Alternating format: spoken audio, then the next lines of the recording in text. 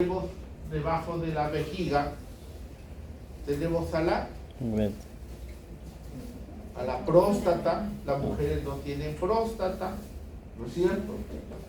El fondo vesical en el varón más hace contacto con las asas intestinales, pero en la mujer hace contacto con la cavidad uterina, ¿no es cierto? Con el útero. Entonces hay diferencias que nos llevan pues a tener algunos criterios que nos puedan decir pues de que el hombre y la mujer tienen algunas sintomatologías particulares con estas características anatómicas y fisiológicas que son propias de la mujer.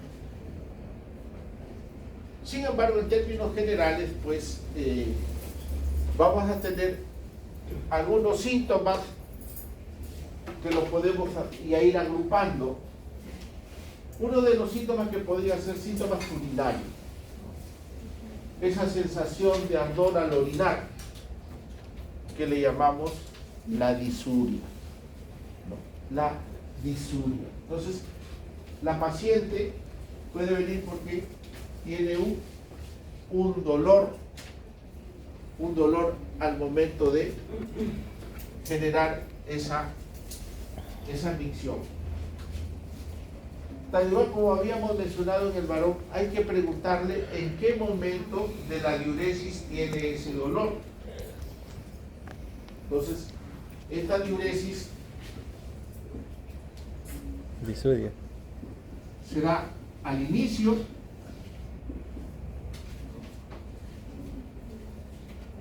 quiere hacer la micción y le duele. Al momento de que quiere hacer la micción hay un y hay dolor.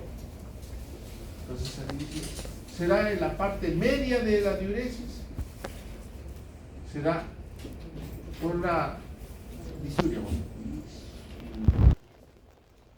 o será una disuria terminal.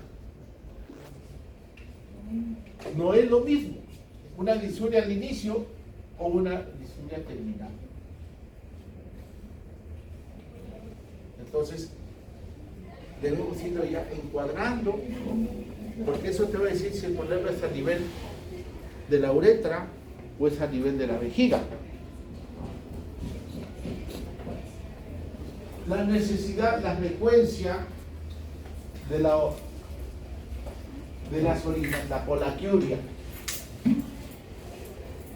el pujo y el tenedmo. Si preguntábamos a la doctora que está escribiendo en su laptop, ¿qué es pujo y qué es tenedmo?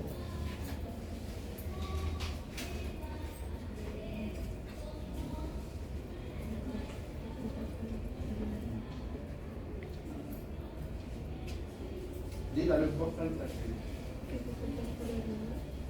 Dificultad para orinar. Podría ser. Doctora, ¿qué dice?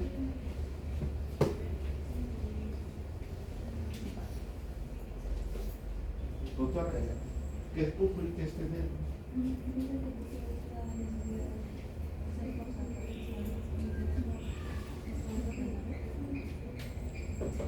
Entonces, el pujo es la fuerza, el esfuerzo que hago para iniciar la micción.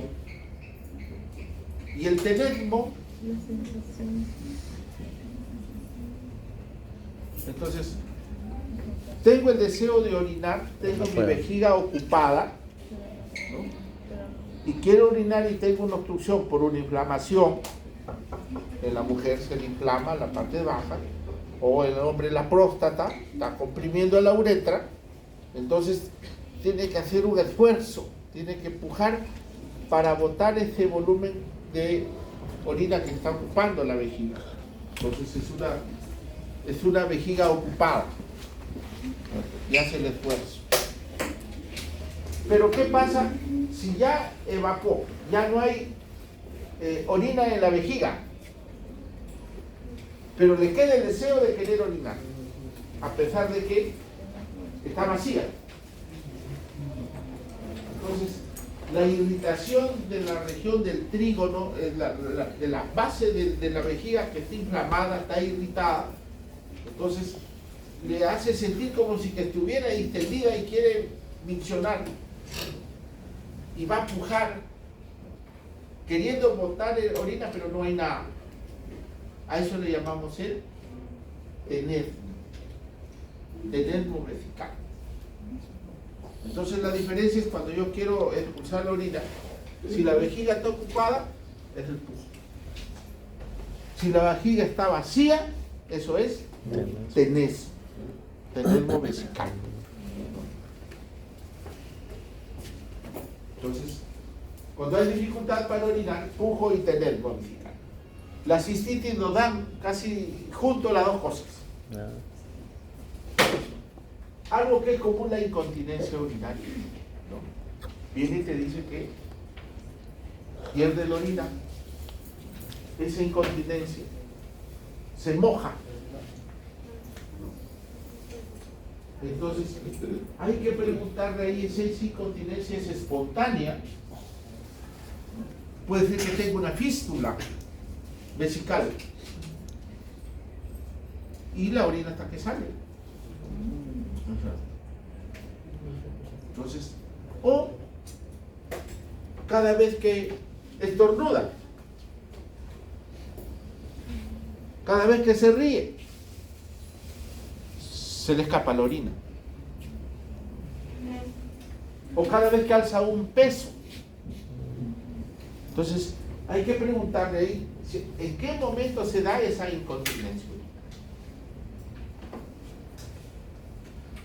La presencia de sangre,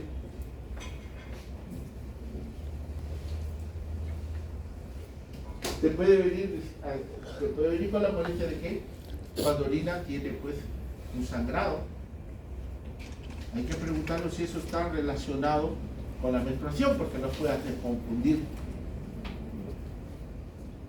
Lo mismo cuando lo vamos a pedir el examen de orina. Vamos a pedir el examen de orina, tenemos que tener ese reparo, si está menstruando o no, porque si no sale impregnado. Doctor, ¿podemos decir por el laboratorio si es macro o microhematuria? ¿Me pueden dar ese dato o no? Sí, porque es visible. Ya. Entonces, esa hematuria será macroscópica o es microscópica. Entonces, también hay que hacer esa diferenciación. Tenemos que saber el origen de esta hematuria, porque puede venirse desde el riñón. Puede haber un quiste renal, un rezago embrionario, que con el tiempo hace sus comunicaciones y la orina sale impregnada con sangre. Puede haber cálculos a nivel del riñón. Puede haber pólipos vesicales que te van a generar hematuria. Pueden haber lesiones en la uretra, infecciones de transmisión sexual que te hacen las úlceras genitales. Entonces, puede ser en la uretra o puede ser también en la región pudenda, ¿no? En los labios mayores, en el canal vaginal pueden haber lesiones ulcerativas que pueden generar sangrado. Entonces, hay que preguntar si es una hematuria verdadera o puede ser una falsa hematuria. Se dice falsa hematuria cuando la orina se impregna de sangre pero que está fuera del canal urinario, puede ser a nivel vaginal. Se impregna y nos hace confundir que es una hematuria. Y ya le pido ecografías, cistoscopías cuando el problema está en los labios mayores, está por fuera. Entonces, hay que hacer esas preguntas. Hay orinas que son concentradas, ¿no? Turbias, con mal olor, ¿no? Y cuando las mujeres se hacen la higiene van a ver por ahí la presencia de secreciones. Entonces, Hay sintomatología urinaria, propia de las vías urinarias. Y le preguntamos a la doctora Rojas algunos antecedentes de importancia que yo podía preguntar a la mujer respecto a esta área genitourinaria. ¿Qué no debemos dejarle de preguntar?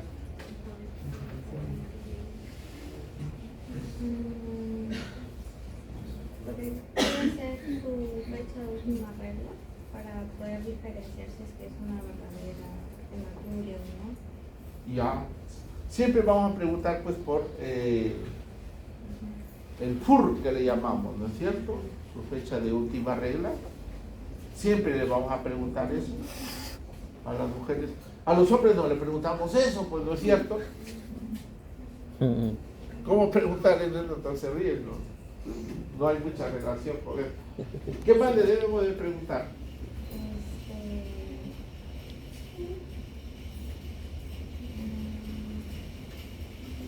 Si es que ha tenido contacto quizás, como usted lo mencionó, pues, ¿no? Con una ITS, ha cursado con una ITS o tiene su pareja, está con una ITS su pareja. ¿Cómo es su vida sexual? ¿Sangrado? También. Exactamente, ¿no es cierto? Número de pareja. Pareja segura, hay promiscuidad, no solamente de ella, puede ser promiscuidad de la pareja también. Hay que preguntarle eso, ¿cierto? ¿Qué más le preguntamos? Bueno, durante las relaciones sexuales, si es que hay dolor. Ya, si hay dolor. O si es que durante las relaciones sexuales también hay sangrado. Dolor. ¿Antecedentes? Y la fórmula obstétrica le preguntamos, ¿no? Sí. Que le puedo preguntar para ver si es que el dolor que está pasando quizás puede ser motivo de una gestación inicial o un aborto. ¿Cuántos embarazos ha tenido? Es muy diferente una mujer que ha tenido un hijo, o sea, nulípara también, con otra mujer que ha tenido pues 8 hijos. ¿Cómo está su piso pélvico? Debilitado. ¿No es cierto? Entonces en los antecedentes tenemos que tener toda esa información. Y también te puede venir por dolor. El dolor pélvico, que puede ser de tipo pesadez, cuando son problemas de cistitis pueden tener el dolor a nivel del hipogástrico, toda esa zona con la región púbica, la región fudeda está dolorida.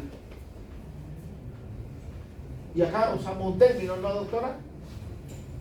Cuando hay dolor en la relación sexual, ¿cómo llamamos a esa molestia? Por acá también está. Dolor durante la relación sexual. Dispareo.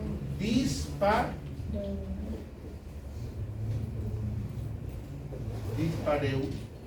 ¿Pareunia o pareunia? Sí, dispareo. Así.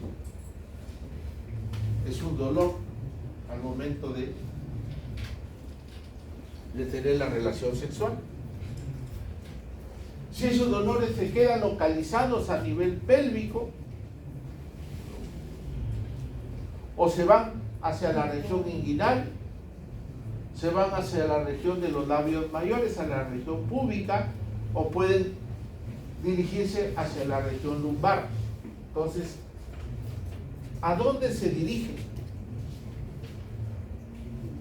O a veces se van hacia la región del periné.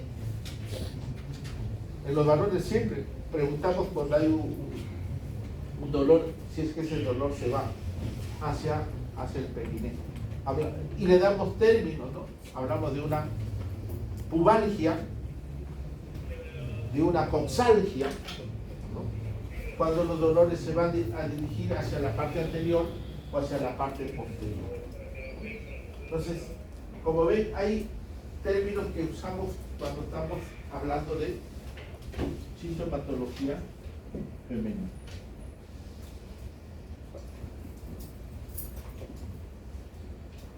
Entonces, hay datos semiológicos que vamos a recibirlo y que ya lo podemos ir agrupando, que lo vamos agrupando. yo sé que práctica médica, no, introducción a la medicina le hace dicho, ¿no es cierto? Primero recolectamos síntomas, ¿no es cierto? Luego recolectamos signos. Hasta ahí son datos que nosotros estamos almacenando, que los podemos integrar, ¿verdad? Para construir los síndromes. Los síndromes. Luego de los síndromes que vienen,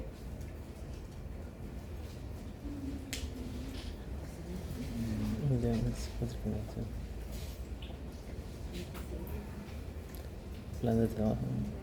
ya lo vamos especificando, ya son, ¿no?, las enfermedades, ¿no?, que ya encontramos una etiología particular. Aquí todavía pueden haber varias etiologías.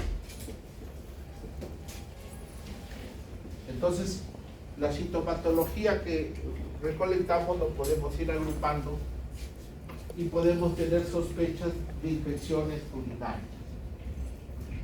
Disuria, hematuria, la urgencia para la micción, la polaquiuria, ¿no? Entonces son signos que te puede decir que orienta hacia una infección del tracto urinario. Y nos quedamos en un primer momento con esto, una infección del tracto urinario que le ponemos como hito. Es una hito.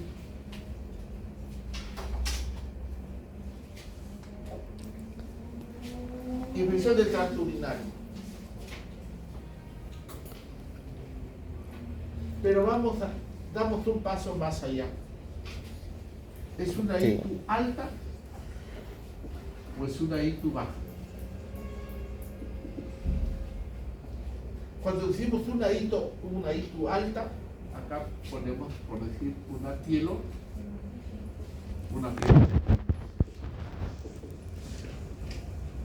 O puede ser un problema a nivel de la ureteritis somática.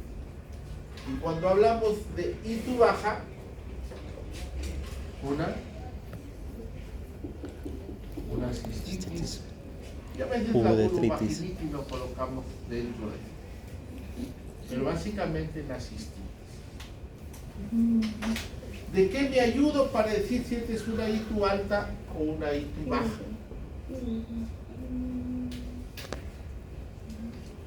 Síntomas. Entonces, hasta aquí el paciente viene por disuria, polaquiuria, tal vez hematuria. Esto es lo que estamos poniendo en esa zona.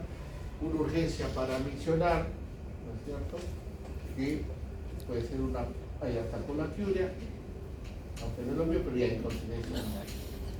¿Qué debo agregar a eso para decir que esta es una ITU alta?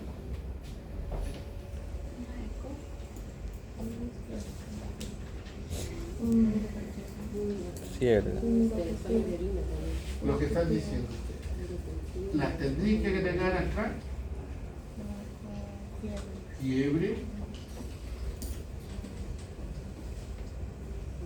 Más un dolor lumbar, una lumbalgia, que lo resalto con la puño percusión lumbar. Si esto está así, digo, esta es una ITU alta, probablemente sea una pielonía. Aparte del examen de orina que le voy a pedir a este paciente, le debo pedir pues una ecografía de riñón más vías urinarias. De repente el riñón está inflamado o encuentro que hay una impactación litiásica, pero algo está pasando para.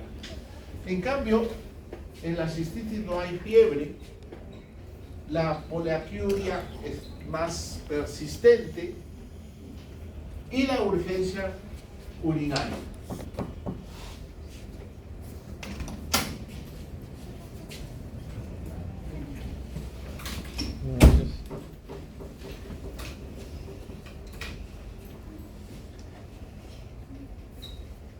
podemos tener cistitis, prolapso y tiasis. Entonces, la sintomatología lo puedo ir agrupando y tener algunos síndromes que me van a orientar para los planes iniciales que yo debo de.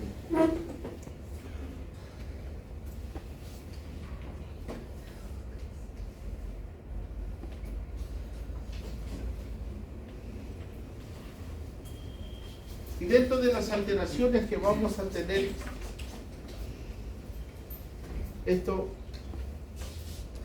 es común, la bacteriuria asintomática. Se define como bacteriuria asintomática el aislamiento de bacterias en una muestra de orina que se ha recolectado con todos los criterios de asepsia, ¿no? Pero el paciente no tiene sintomatología. Entonces, por eso decimos que es una bacteriuria asintomática. Se requieren de cifras de 100.000 unidades formadoras de colonia por mililitro en 2 cultivos consecutivos.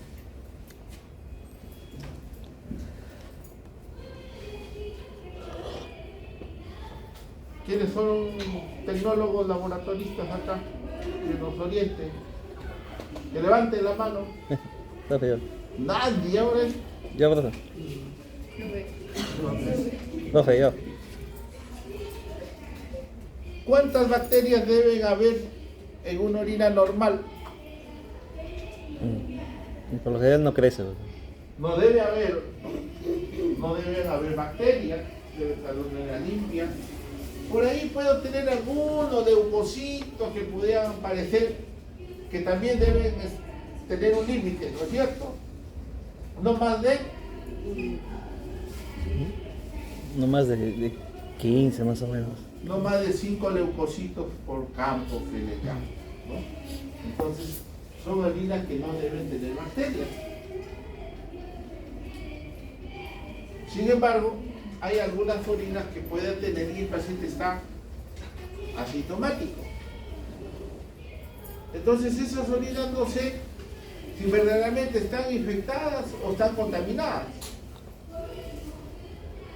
¿Cómo diferencio si es que esa orina tiene infección, procede de un foco infeccioso o ha sido contaminada en el trayecto que está emitiéndose la orina, ¿no? Entonces, ahí vamos a ir a unos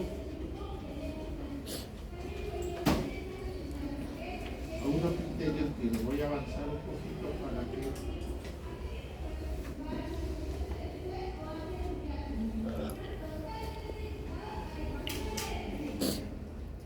los criterios de CAS, ¿no? Entonces el doctor Corrales nos va a explicar en qué consiste eso, esos criterios. Entonces cuando yo tengo bacteriuria, ¿no?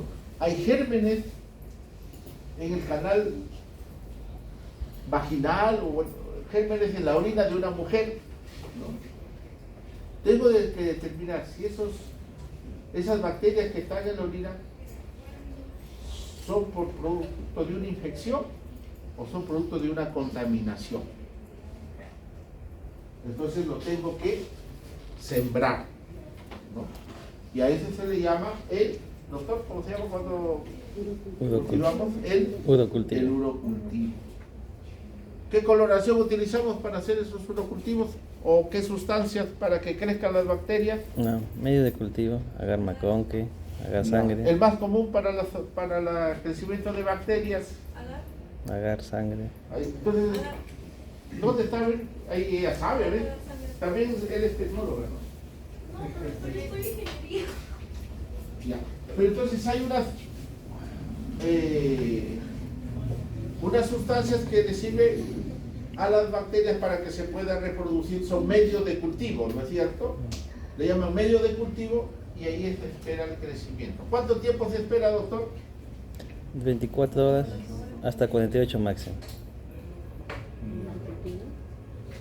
Sin embargo, Ahí, los resultados, ¿en cuánto tiempo nos entregan? 3 días.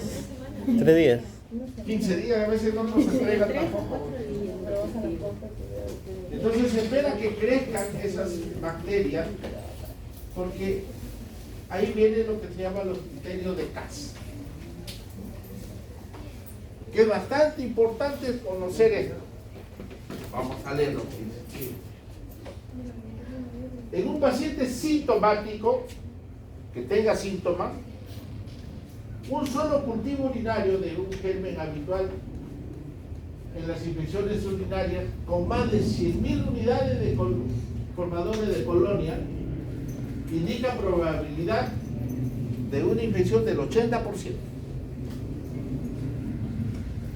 Si dos urocultivos presentan recuentos iguales o superiores a 100.000, la posibilidad también va a ir aumentando hasta el 96%.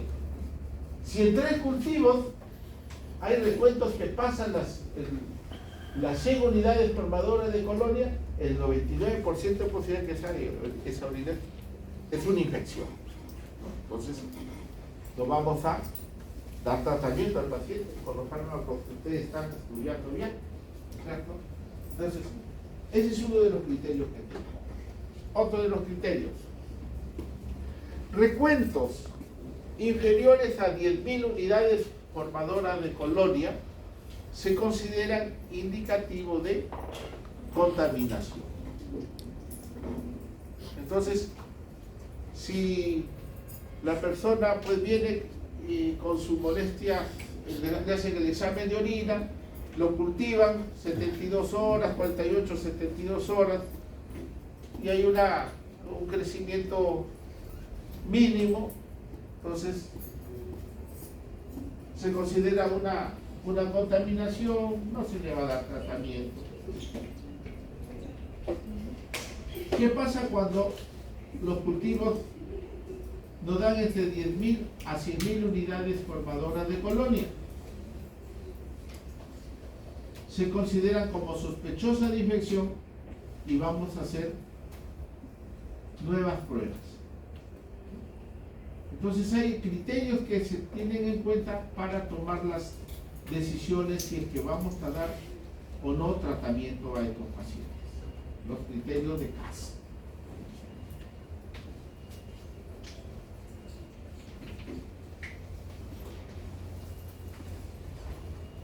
Entonces,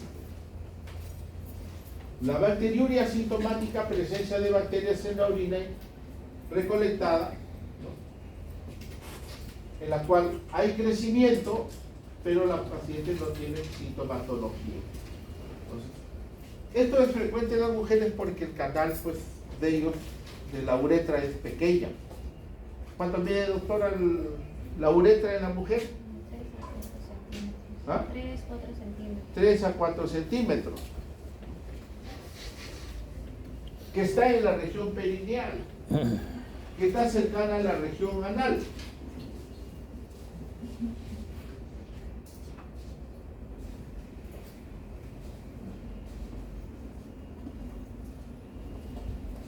Entonces, acá está el recto, acá está la vejiga, acá está la uretra. Una uretra pequeña, ¿no?, 3 centímetros, que se comunica a través del canal del vestíbulo, donde empieza la vagina, y el recto que está acá. Entonces, fácilmente puede ingresar este germen hacia la vía urinaria. Si no, toda esta zona puede estar cubierta por gérmenes propios de la zona, pero la orina está limpia, pero al momento de hacerse la expulsión se puede contaminar con los gérmenes de esta zona. Mayormente son enterobacterias. La Escherichia coli es la que más puede estar en estos exámenes de orina. Entonces, nos puede dar bacteriurias asintomáticas en estos pacientes y tenemos que descartar si es que eso es una contaminación o es una infección. Entonces descartamos la bacteriuria asintomática haciendo pues los cultivos. Y aquí vienen algunos criterios. ¿Damos o no damos tratamiento a estas pacientes que vienen y tienen una bacteriuria asintomática? ¿Qué dicen? ¿Le damos tratamiento o no le damos tratamiento?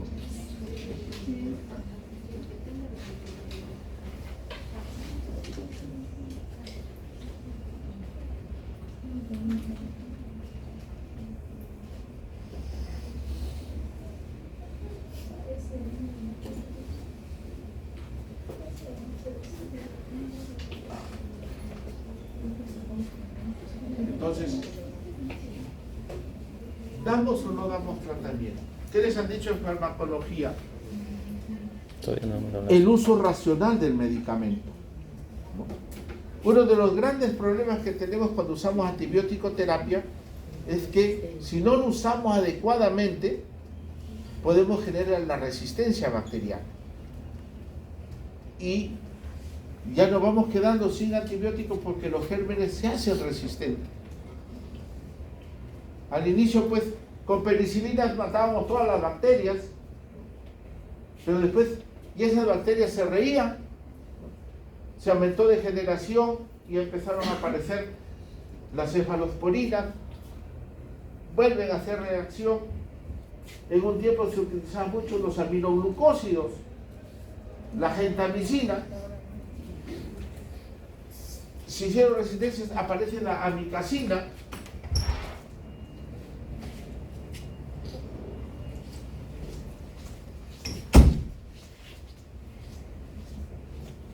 Después aparecen las quinolonas,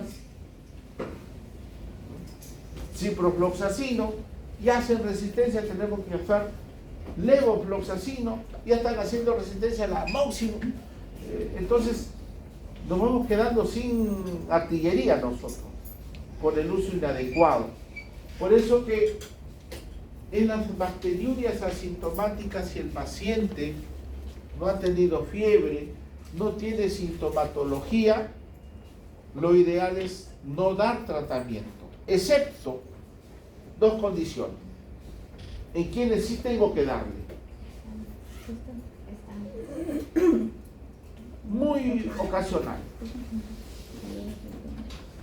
Diabética.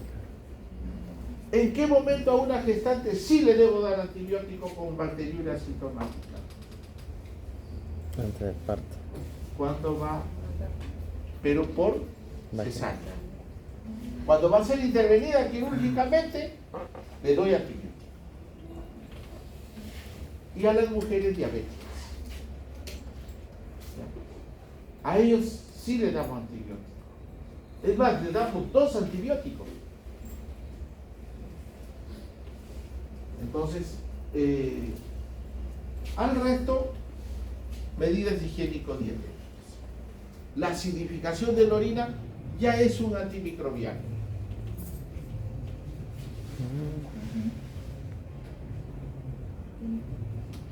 Así. Entonces, como ven, ¿no? Las mujeres pueden venir por molestias urinarias, le vamos a pedir exámenes, dentro de ellos tenemos el examen de orina básico, es para ellos, ¿no es cierto? Nos vamos a los cultivos. Si los cultivos pasan de más de 100.000 unidades formadoras de colonia, consideramos eso una infección y vamos a darle antibiótico. Pero si tiene poco crecimiento, podemos asumir que es una contaminación, lo descartamos, no ha pasado nada. Pero si tiene más de 100.000 unidades formadoras de colonia, pero está sintomática, tengo que definir el caso. Si tienen una condición de riesgo, le doy. Si no, no le doy tratamiento. Entonces, muy importante es determinar si es que voy a dar tratamiento a esta afección.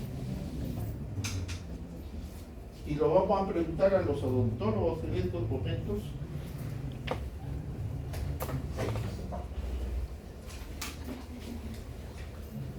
Yo sé que ellos lo saben, ¿no es cierto?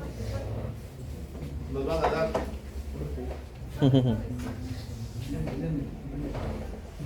Tengo una infección. En este caso estamos tomando la infección del tracto urinario, pero puede ser cualquier otra infección. Doctores, ¿cuándo hablamos de una recurrencia?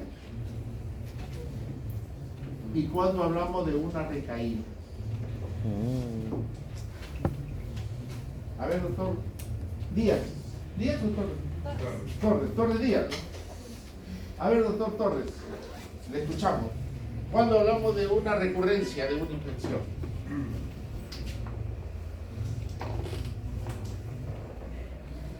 ¿Dónde está el otro doctor? A ver, doctor, usted. Una recaída.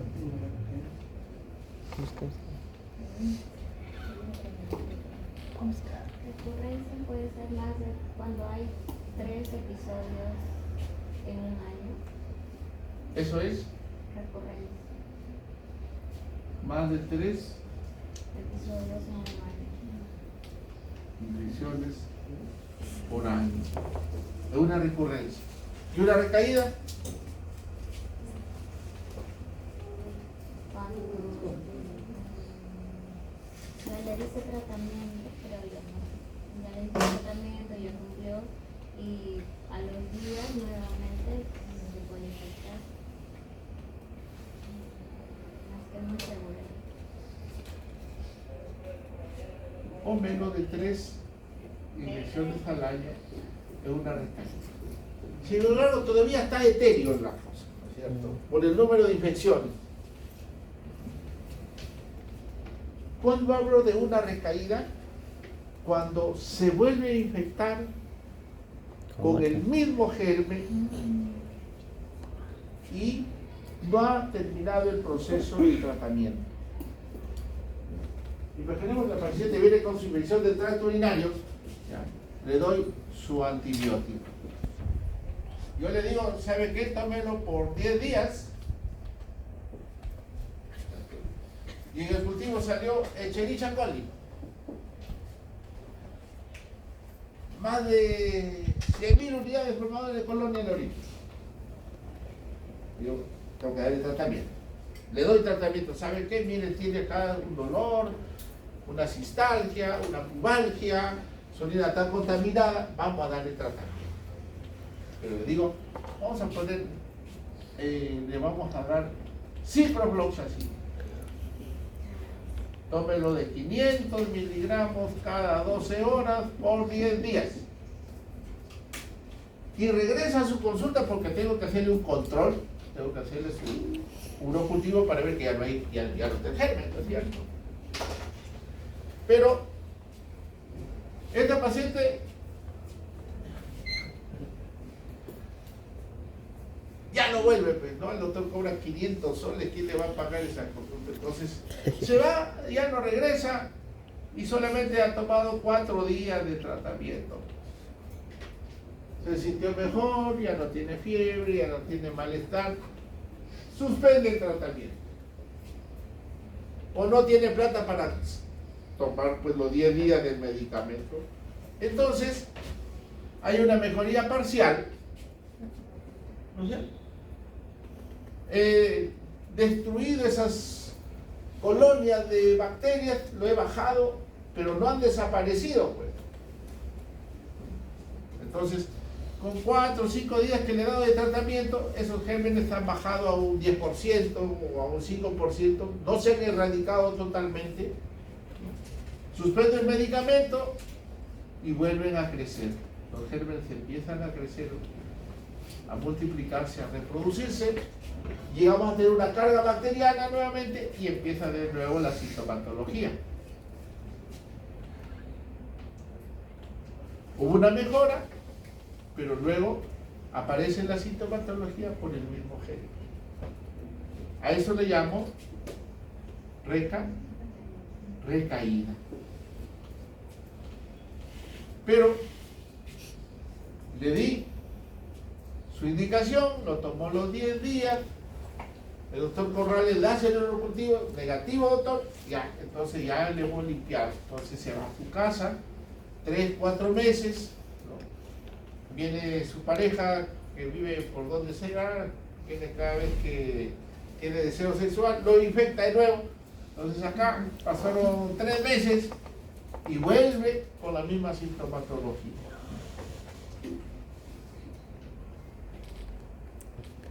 El doctor le hace el glucosilado y dice, positivo, doctor. Está infectado. Esta es una recurrencia. De repente tiene una uretra más pequeña que lo habitual, no tiene 3, tiene 2, ¿no? Tiene tal vez un prolapso, ¿no? Entonces le doy el tratamiento, la paciente lo ha tomado, pero por ese defecto anatómico que tiene, por ese defecto anatómico, después de unos meses vuelve con otra infección por otro germen. Eso es una recurrencia. Entonces vamos a hablar de itus recurrentes. Itus recurrentes. Algo está pasando con esta paciente. O es una paciente diabética. Ellos hacen infecciones recurrentes. Recaídas es cuando el mismo germen, por problema de que yo no he podido eliminar, darle el tratamiento completo al paciente. Entonces, en infecciones del tracto urinario hay que tenerlo claro cuando hablamos de una infección recurrente y cuando hablamos de una recaída.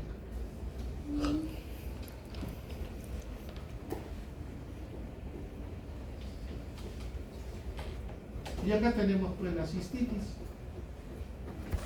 la más común en las mujeres, que viene con un cortejo sintomático con su disuria, su colaquiuria, la urgencia urinaria. ¿Por qué tienen esa urgencia urinaria?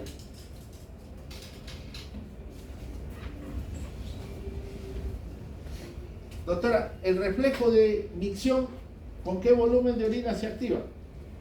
400. ¿Ah? 400. 400. A ver, por acá. Doctora, ¿con cuánto volumen de orina se activa el reflejo de micción?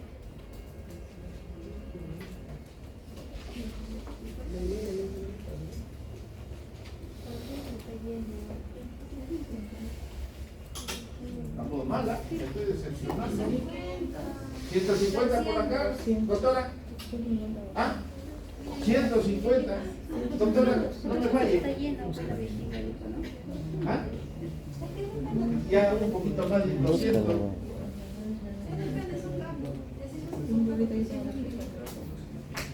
Depende mucho de la cantidad de pacientes. Doctor Corrales. 150, 200 más o menos.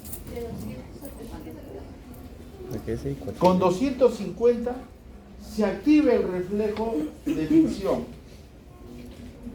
pero mi conciencia lo puede controlar. ¿Por qué?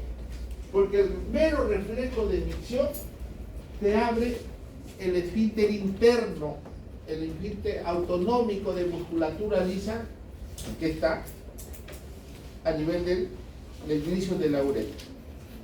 Pero solamente se relaja la musculatura lisa, que es de control autonómico.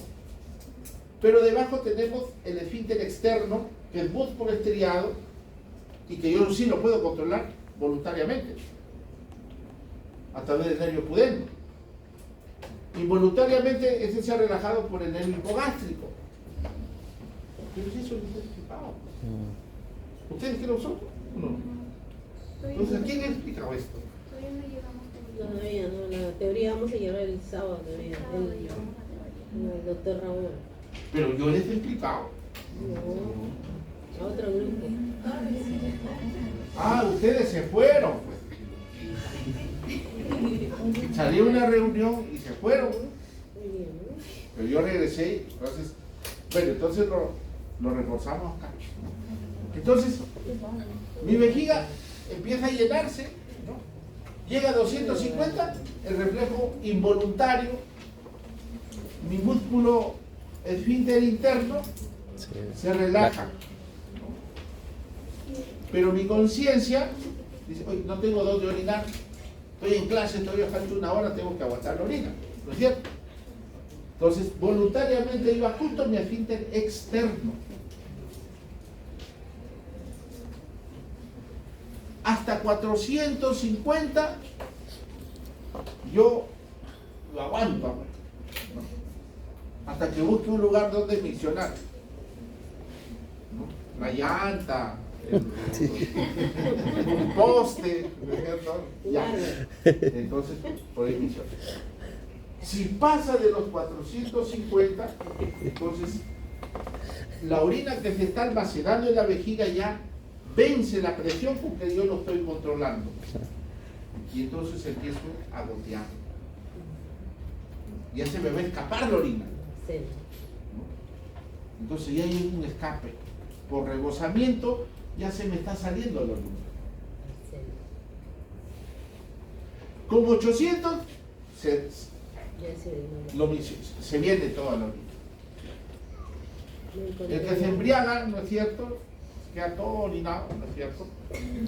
Está ahí ameno, conversando con sus amigos, quiere orinar, no, voy a perderme la ronda, sigue tomando, no se mueve, ¿no es cierto?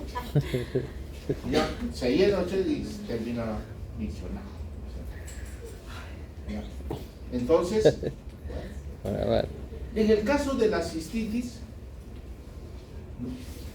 como hay un problema inflamatorio en esa zona vesical, con 100, con 150, mi músculo del trígono, que es un músculo ya voluntario, se está abriendo, porque esa zona está inflamada.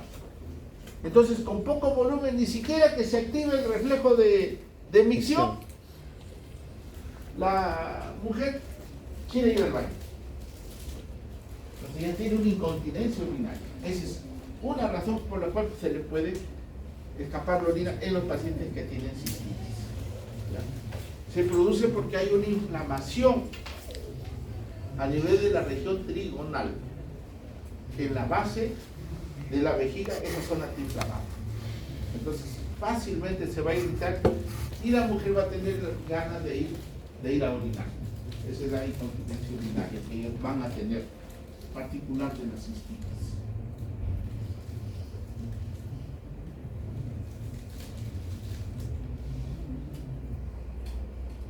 Y este término le he puesto para reforzar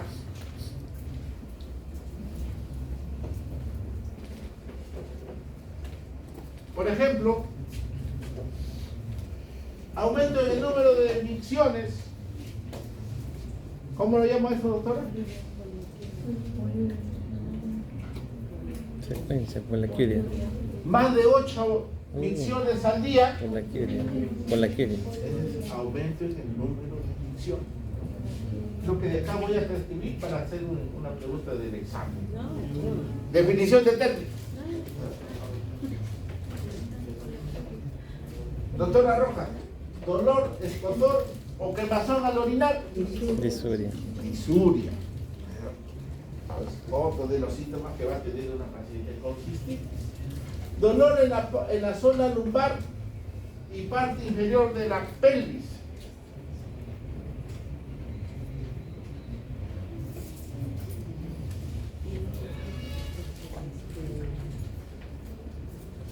Dolor en la zona lumbar es lumbar Coxalgia. baja. Coxalgia. Lumbar que corta. Coxalgia. Coxalgia. ¿Los doctores? Pubalgia es cuando está delante. Y cuando está Coxalgia. atrás, Coxalgia.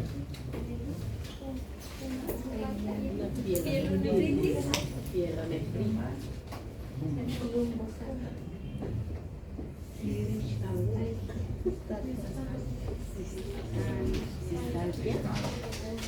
una cistalia.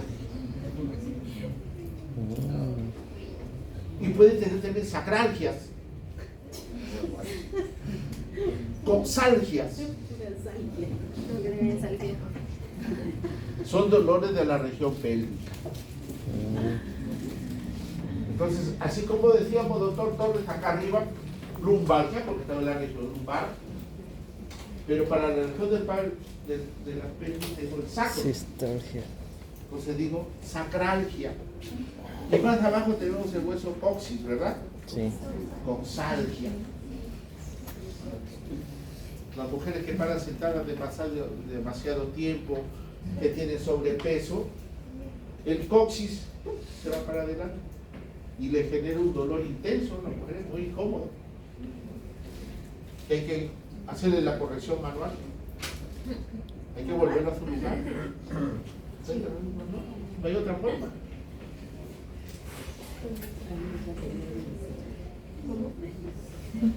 Y bueno, en la literatura hay como 20 tipos de cistitis. ¿Ya? Cistitis recurrente, ahí les he hablado para que sepan cuando se habla de recurrencia. Cistitis complicada, aguda, para que en su lectura ustedes se embriaguen de cistitis. Y ahí hay más.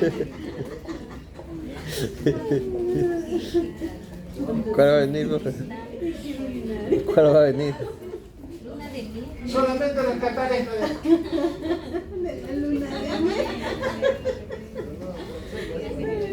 De verdad, así se pone la historia clínica. A ver, doctora, ¿qué dice? ¿A qué se refiere? Vean ustedes acá, cistitis de la luna de miel. Se refiere a infecciones de la vejiga que se producen o se repiten con relaciones sexuales frecuentes.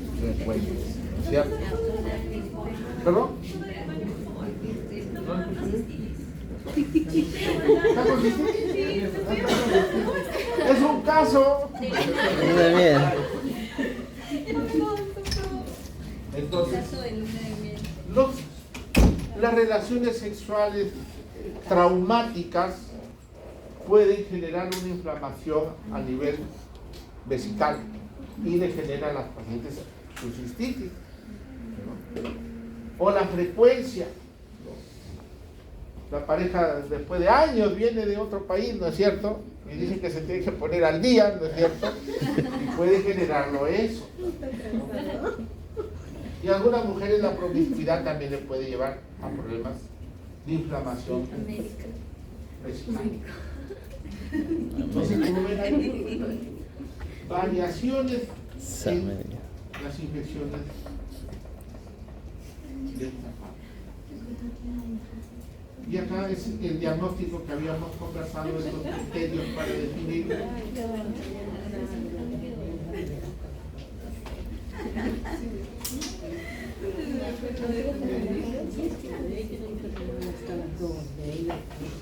Y esta otra incontinencia urinaria muy diferente a la cistitis, ¿no? En la cual habíamos mencionado que es por una inflamación del trígono. Acá es otro tipo de incontinencia que se va a presentar por otros mecanismos que el esquema nos va a ayudar. Entonces, ¿por qué puedo tener la incontinencia urinaria? Una de las va a ser una incontinencia de esfuerzo. ¿Qué pasa? Una presión abdominal puede hacer que la vejiga se comprima y voy a tener un vencimiento de la región esfinteriana y hay una incontinencia de esfuerzo. Aquí estaríamos colocándolo a los que cada vez que hacen una maniobra de Valsalva se le escapa la orina. Un pujo, un esfuerzo hace que nuestra prensa abdominal comprima la vejiga y se nos va a escapar la orina. La incontinencia de urgencia es cuando hay una inflamación acá. Con poco volumen de orina puedo activarlo. Por rebosamiento. Entonces, puedo tener yo acá una prostatitis, mi próstata está inflamada, ¿no? Lo ajusta y voy acumulando la orina hasta que la orina va a generar una onda de presión que va a vencer a esta resistencia y va a generarse la evacuación.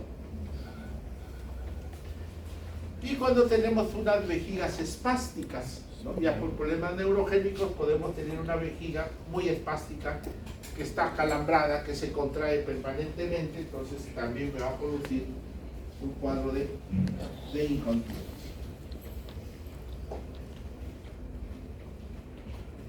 Recordar este suelo pélvico que a veces nuestras amigas obstetras al momento del parto lo cortan, la episiotomía que se llama, ¿no, doctora? Entonces hacen el corte de los labios mayores. Explíquele, doctora, por qué se hace eso. Bueno, no está indicado, pero hasta ahora lo siguen haciendo, ¿no? La episiotomía es el corte de los labios mayores para que pueda salir al momento del parto vaginal, para que pueda supuestamente descender más fácilmente el bebé, ¿no? La cabeza del bebé. Pero eso no está indicado en realidad. Pero entonces eso va a depender de la valoración obstétrica que se haga. O sea, si ese producto puede salir por ese canal vaginal, lo que pasa es que son macrocefálicos,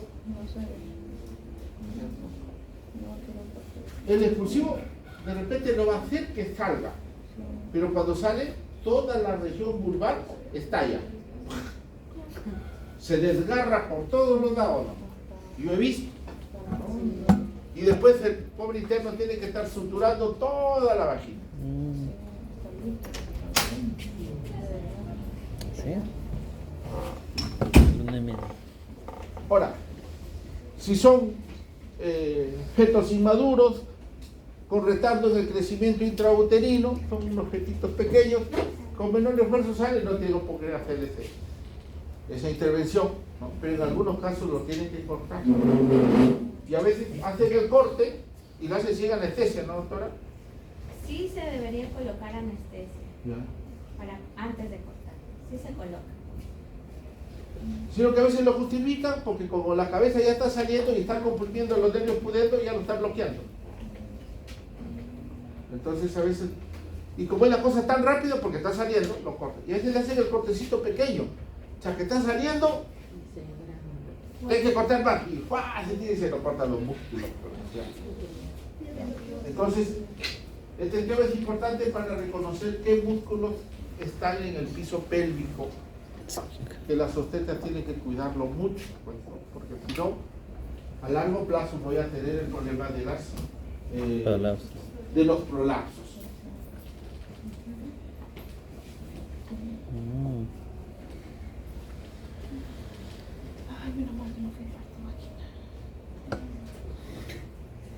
Bueno, cálculos eso ya. Muy bien. Creo que nos ha pasado el tiempo. Ya vamos a empezar todo. Preguntas hasta acá, señores. Práctica. Tengo sed.